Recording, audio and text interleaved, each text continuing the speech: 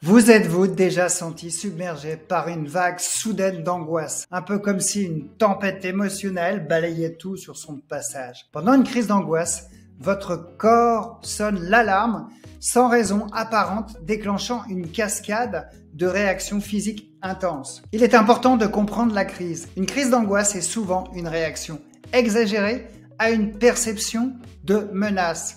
Vous avez alors à ce moment-là le cœur qui bat trop vite à votre goût, la respiration haletante, le sentiment de perdre le contrôle. Ces manifestations physiques alarmantes sont le résultat d'un système de réponse à la peur enraciné profondément dans votre biologie. Votre cerveau se croit dans une situation de danger imminent. Votre corps réagit en préparant une lutte ou une fuite. Et tout ça s'est déclenché dans votre cerveau.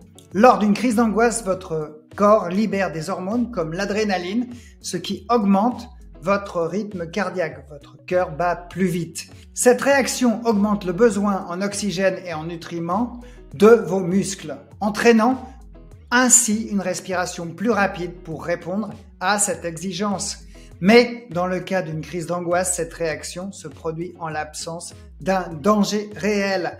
Souvent, c'est le résultat d'un stress accumulé, de souvenirs traumatisants ou d'une sensibilité exacerbée aux stimuli de votre environnement. Votre cerveau interprète une situation banale comme une menace, déclenchant cette cascade de réactions physiques. Alors voici 4 conseils pour gérer ces crises. Premièrement, la respiration contrôlée. Ralentissez votre respiration et respirez uniquement par votre nez et pas par la bouche. Cela aide à réguler votre rythme cardiaque et ça calme votre esprit. Deuxièmement, l'ancrage dans le présent. Identifiez 5 objets autour de vous. Écoutez 4 sons distincts. Touchez 3 objets différents, repérez 2 odeurs et goûtez un aliment. Cette technique d'ancrage sensoriel peut ramener votre esprit au moment présent. Troisièmement, le dialogue interne positif. Remplacez les pensées catastrophiques par des affirmations rassurantes. Dites-vous, je suis en sécurité, cette crise va passer. Quatrièmement, l'activité douce. Une promenade tranquille ou des étirements légers peuvent aider à libérer la tension accumulée.